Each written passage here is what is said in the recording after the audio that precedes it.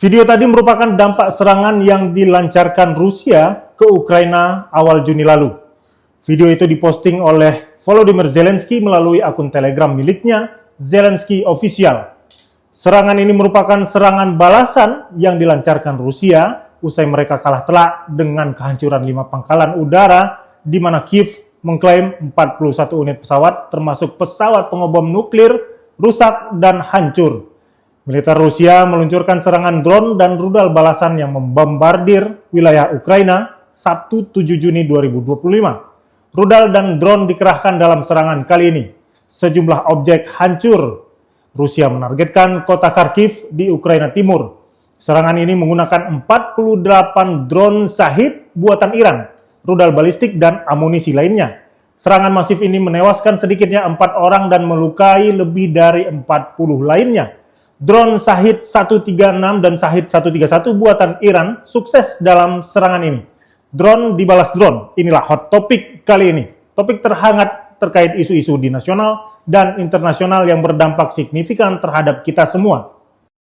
Serangan masif Vladimir Putin ke Ukraina terlihat mengerikan. Serangan itu menghajar sejumlah objek sipil. Serangan besar-besaran ke Ukraina pada 7 Juni 2025 dengan menargetkan kota Kharkiv di Ukraina Timur. Serangan ini menggunakan 48 drone Shahid buatan Iran, rudal balistik, dan amunisi lainnya.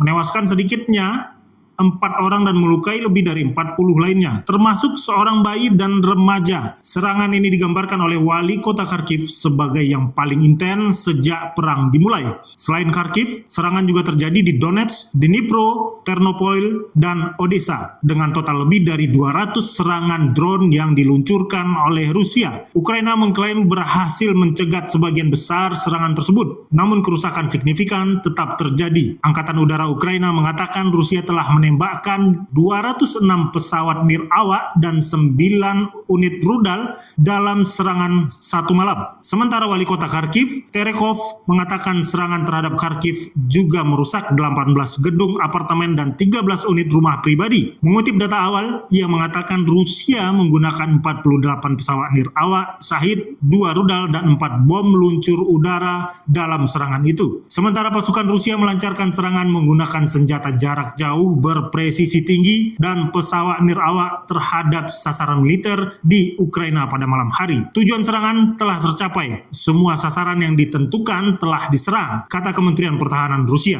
4 kapal nirawak Ukraina juga telah dihancurkan di Laut Hitam. Kantor berita Rusia melaporkan, mengutip pernyataan resmi dari kementerian, serangan ini menandai eskalasi signifikan dalam konflik yang telah berlangsung lebih dari 3 tahun dengan dampak besar terhadap infrastruktur sipil dan meningkatnya jumlah korban jiwa. Menariknya, Rusia menggunakan drone buatan Iran dalam serangan ini. Persentase serangan drone Iran itu terbukti sukses menghantam targetnya. Drone jenis Shahid 136 dan Shahid 131 yang dikenal sebagai Gran 2 dalam versi Rusia telah digunakan secara luas sejak pertengahan tahun 2022. Hingga September 2024, Ukraina melaporkan bahwa Rusia telah meluncurkan lebih dari 8.000 drone Shahid buatan Iran ke wilayah mereka. Drone ini digunakan untuk menyerang infrastruktur penting Ukraina, termasuk pembangkit listrik dan fasilitas energi lainnya. Keberhasilan serangan ini sebagian besar disebabkan oleh kemampuan drone untuk terbang rendah dan sulit dideteksi oleh sistem pertahanan udara Ukraina. Meskipun Ukraina telah berhasil menembak jatuh sebagian besar drone yang diluncurkan, tantangan besar tetap ada. Drone Shahid 136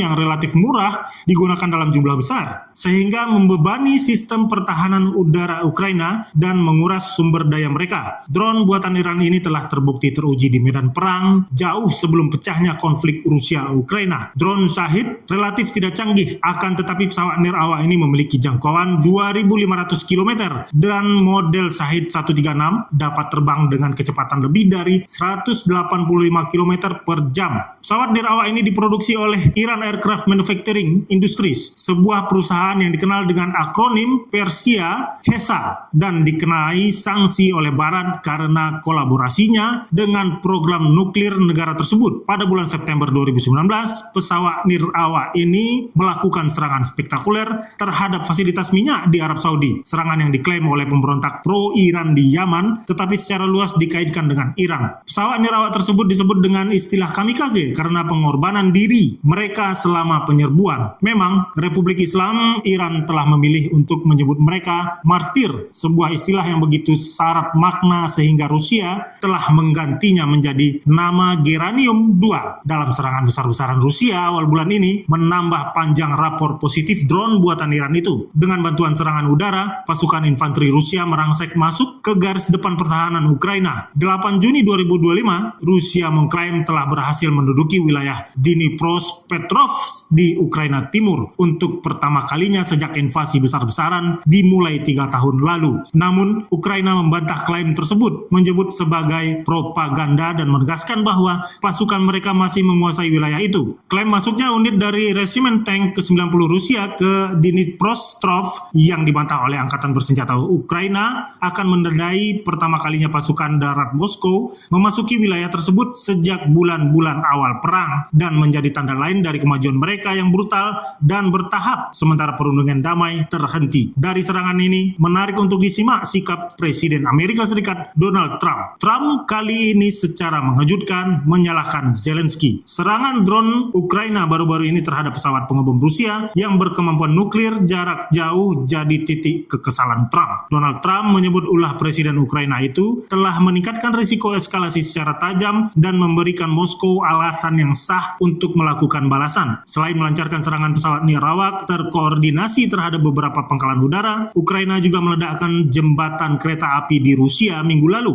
yang mengakibatkan kereta api sipil dan kereta barang tergelincir, menewaskan sedikitnya 7 orang dan melukai lebih dari 120 orang lainnya termasuk anak-anak. Atas serangan ini, Putin langsung menghubungi Donald Trump melalui sambungan telepon yang menyampaikan niat akan membalas serangan Ukraina. Diberitakan Russia Today, Donald Trump mengatakan kepada wartawan pada hari Jumat pekan lalu bahwa dia tidak menyukai eskalasi tersebut ketika ditanya apakah serangan Kiev terhadap komponen utama triad nuklir Rusia mengubah pandangannya terhadap apa yang dipertaruhkan dan kartu apa yang dipegang Volodymyr Zelensky dari Ukraina. Mereka memberi Putin alasan untuk masuk dan mengebom mereka habis-habisan, kata Trump. Itulah yang tidak saya sukai. Ketika saya melihatnya, saya berkata, ini dia, sekarang ini akan menjadi serangan, sebut Trump menilai serangan Rusia. Berbalas, serangan ini akan semakin menjauhkan kedua negara itu ke titik kesepakatan perdamaian. Perundingan damai antara Rusia dan Ukraina semakin menemui jalan buntu dengan eskalasi militer yang terus berlangsung dan perbedaan mendalam dalam posisi kedua negara. Presiden Vladimir Putin menegaskan bahwa Rusia tidak akan melakukan kompromi dalam perundingan damai dan menolak setiap proposal yang datang dari Ukraina, Amerika Serikat, ataupun Eropa. Rusia juga menuntut agar Ukraina mengakui wilayah yang telah dianeksasi dan menghentikan serangan terhadap infrastruktur energi Rusia.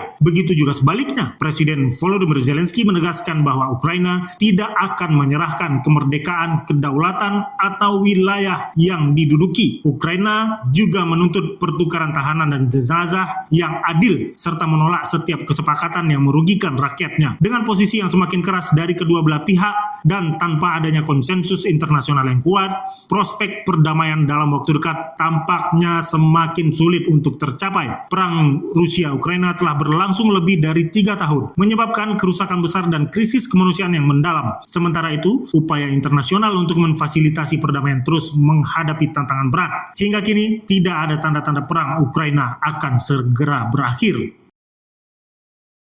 Download Tribun X sekarang, menghadirkan lokal menjadi Indonesia.